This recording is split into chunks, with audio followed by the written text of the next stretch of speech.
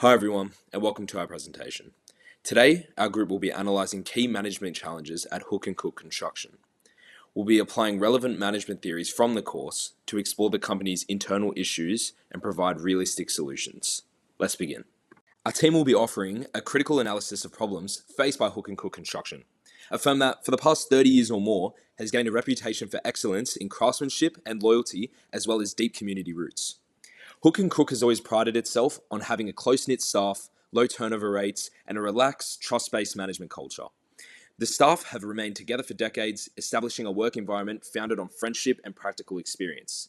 But for all these strengths, the company today is under heavy internal pressures, undermining both its operational stability and its time-honored traditions. They call for careful management intervention that weighs respect for the past against the need for innovative thinking. We will discuss three pressing matters in our presentation: financial pressure and sustainability of businesses, theft allegations and trusts, and organizational culture and gender-based workload imbalance. Firstly, Hook & Cook is undergoing financial pressure as the cost of construction materials increases due to government impositions of tariffs. Although they have incurred 2 years of consecutive losses, management was hesitant to adjust their pricing policy due to fear of losing the reputation of being competitively priced. Secondly, there have also been claims of theft from within. Emily Carter, the newest employee of the company and the personal assistant, has complained about missing equipment and office materials. Her concerns have not been taken seriously by the general manager, who insists that their trusting culture of the company makes formal monitoring redundant. Thirdly, we will discuss the more subtle, although considerable problem of gender imbalance and unequal work distribution. Emily, as the company's only female employee, is frequently left on her own dealing with end-of-the-week priorities, while the senior team take off for a weekly day of golf, illustrating exclusions and discriminatory work habits. These concerns have the capacity to erode employee morale, operational effectiveness, customer trust, and long-term development if left unresolved. Throughout the course of this presentation, we will discuss the ways these challenges impact different stakeholders and bring key management theories into play to put forward practical and sustainable recommendations. The financial woes of Hook & Crook are caused by a rise in the price of materials as a resulting government tariffs. In spite of the company's consecutive losses, its management is reluctant to change its pricing policy. This is on the basis of the company's reputation over the years of providing cheap and dependable services to its clients. This reluctance to increase prices, however, jeopardizes the long-term viability of the company. The company's reliance on fixed price contracts, typically locked in for years, has made it swallow costs that have been increasing over the period. This not only impacts profitability, but also exposes the employees to immense pressure to maintain high levels of craftsmanship without the corresponding financial support. Staff, especially experienced personnel, are used to working in a system that pays them for their skill and loyalty, but if the increasing costs are not addressed, they will be confronted with job insecurity soon. The effects of the financial pressure is twofold. First, it lowers the firm's capacity to reinvest in employees, machinery, and new projects. Conversely, repeated financial losses will result in a loss of stakeholders' trust in the long run, including employees, customers, and suppliers. If customers start viewing the company's pricing as unsustainable or exploitative, they will switch to other providers for more reasonably priced services. A review of the construction company's failures identifies underestimation of costs and underpricing of bids as significant contributors to insolvency. RD Costco and KL 2000. Strategic management literature emphasizes that the competitive pricing or cost leadership as a viable strategy, Porter 1980, must be traded off against cost control and value delivery. Practically effective small contractors provide wise spending and risk management in pricing to avoid the trap of suicide bidding and ensure long-term survival. It is further complicated by the company culture, which emphasizes long-term relations as opposed to short-term profits. Changing prices runs a risk of alienating long-term standing customers who have come to expect low-cost services. However, in action, this could further threaten the financial well-being of the company. It is at this juncture, at a point of critical decision-making for management, involving a fine line between financial well-being and upholding the company values. There have been claims of internal theft, with Emily Carter, personal assistant, reporting discrepancies in office supplies. Even though she has presented proof of missing stock, issues have been ignored by General Manager David Harper, who states trust to be a fundamental component of the company culture. Yet this unchecked reliance of employee integrity without observation or inquiry can possibly result in a failing workplace morale and a deterioration of overall trust.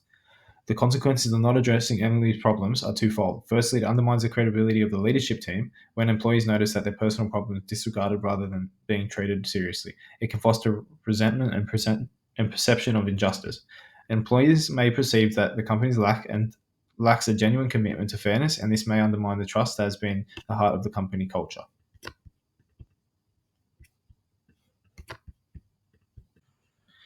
Failing to act on these allegations can lead to additional theft, which can result in financial loss and business disruption. In the long term, if employees believe that unethical behavior will not be confronted, this can contribute to a culture of complacency and additional misconduct. Northhouse, 2018. Management failure to recognize and deal with the theft might also have reputational consequences. A business that does not uphold ethical standards, particularly when working with valuable materials, will quickly be regarded as unprofessional or unreliable by clients, associates, and even prospect employees.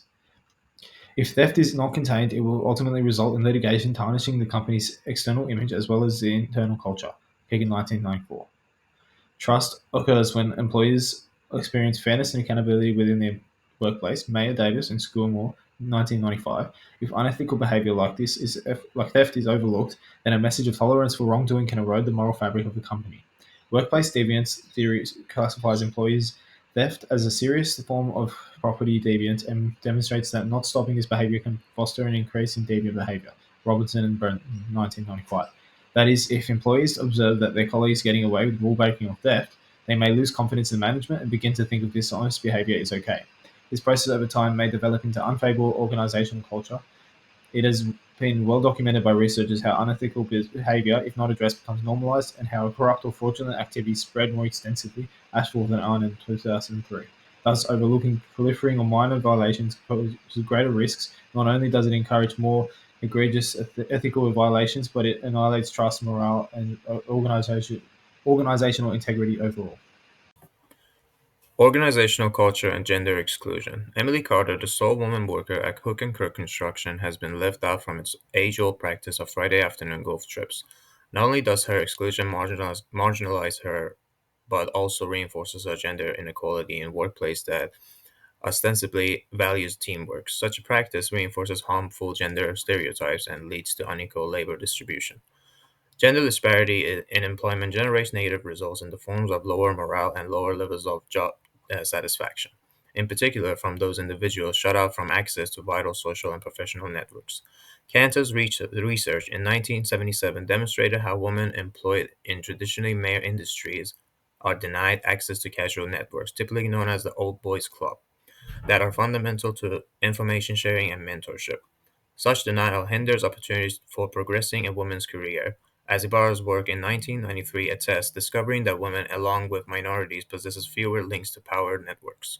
When women are excluded from invited activities of a team-building nature, example dinner with clients and golf, they lose access to invaluable opportunities to be networked. For Emily, these casual bonding activities benefit male employees, but women are left to do more work without professional help, leading to isolation and resentment. Such imbalance can contribute to a toxic work culture that impedes productivity and morale, shows 2025. Additionally, ignoring these gender differences can contribute to high turnover, especially among women who opt to find more inclusive environments where their work appreciates their input. Northhouse 2018. Failure by a firm to address these concerns jeopardizes its reputation in time where diversity and inclusion are more important. Such firms are perceived to be lagging, that making their companies lose competitiveness in securing top talent. Keegan, 1994. To overcome these issues, dialectical thought, where multiple views are appreciated and constructive discussions stimulated, Van der Ven and Pohl 1995, can be out of benefit to organizations combined with methods designed to reduce in-group bias and encourage polyphony, catalyzing inclusion and involvement. Tatchell and Turner 1979, Kornberger, Click, and Carter 2006. Issue 1, Financial Pressure. Due to rising material costs and inflexible long-term pricing contracts, the company is unable to retain a profit margin and thus is suffering financially. Senior staff deeply value the firm's identity and reputation as a reliable and cost-effective construction firm and are reluctant to alter these fixed-price contracts. This tension and inefficiency highlight the need for a more balanced management approach that ensures economic sustainability while preserving the firm's reputation and values. As stated by Schultz 2025, to effectively restructure, the architect management style is necessary. Applying this management style to Hook and Crook Construction, the following action plan is given.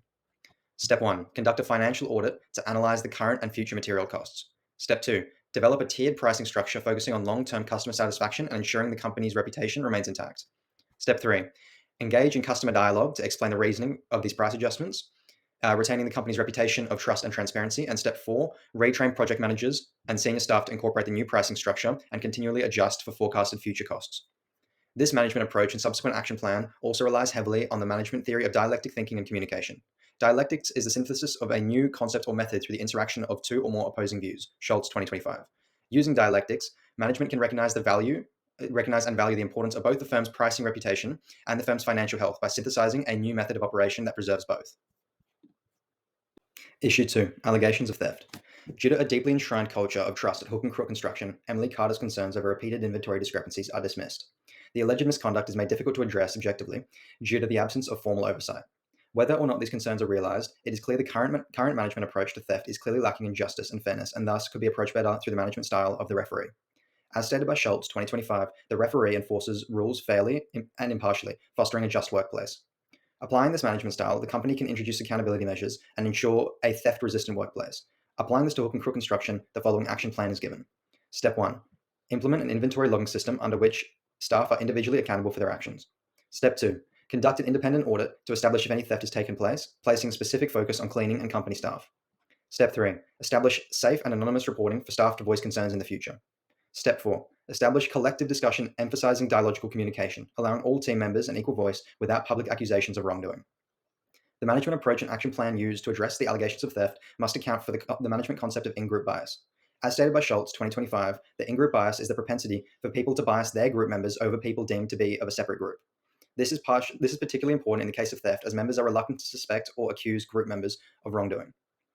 Furthermore, Emily, as one of the few female employees, may be seen as an outgroup, further inhibiting her ability to have her concerns heard. To overcome the in-group bias, the fourth step was added to ensure dialogical communication. According to Schultz 2025, dialogical communication focuses on understanding two or more opposing points of view as opposed to finding a final viewpoint to be adopted. This communication strategy can help reduce in-group bias by exposing the in-group to the reasoning of all staff and establishing the significance of their opinions. Issue 3. Gender exclusion and cultural homogeneity. A significant but less explicit issue is the exclusion of Emily from the informal work traditions of Friday golf. While this tradition reinforces camaraderie among male staff, it sidelines, marginalizes, and places an unequal workload on the minority that are excluded. Furthermore, this exclusion may perpetuate an in-group bias. To foster inclusive team dynamics, while supporting individual development, the coach is an effective management approach, Schultz 2025. Utilizing this management approach allows for the diversity of Hook and Crook Construction to be reflected through the creation of new traditions. The following steps work to realize this goal. Step 1. Review the weekly workload to ensure end-of-week responsibilities are distributed evenly. Step 2. Create alternative team bonding activities that include all staff and promote polyphony. Step 3. Develop a mentorship program to promote communication and good relations between new and senior employees. Step 4. Educate staff about the effects of in-group bias and how it forms to raise awareness and promote conscious, non-biased thinking. This approach to inclusion utilizes the managerial concept of polyphony to foster inclusion and promote better business practices. Polyphony, as stated by Schultz 2025, is the harmony of multiple voices or perspectives heard in tandem and is imperative to the success of an organization. Polyphony further reduces the previously mentioned managerial concept of in-group bias and is likely to aid in altering those exclusory traditions. To conclude, Hook and Crook Limited has been stuck suffering the burden of their own managerial problems, resulting in major financial pressure, unresolved allegations of theft, and gender-based exclusion. This endangers not only the financial aspect of the business, but also the moral fabric that they have been creating over the last 3 decades. Our report provides an analysis of the deeper problems within the business, showing the impact and offering solutions for the diminished trust, weakened financial system, and lack of employee morale.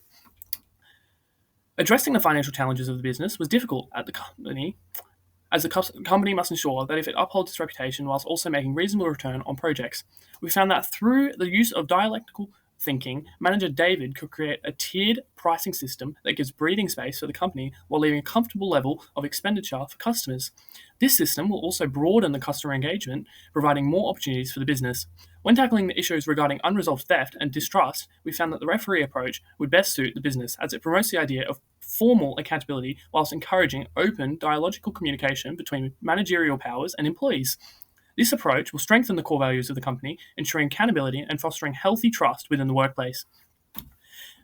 We then found that the best address gender exclusion, the coach management style would serve as a useful aid, promoting the ideas of inclusive speaking and team activities. This would build a sense of respect for one another among the workforce, ensuring that everyone feels heard and valued.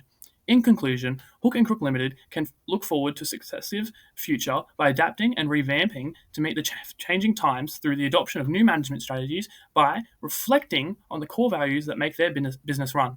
In doing so, Hook and Crook must focus their efforts on ensuring the well-being of the three significant supporters, stakeholders, employees, and customers, and ensuring that their well-being is met and catered to.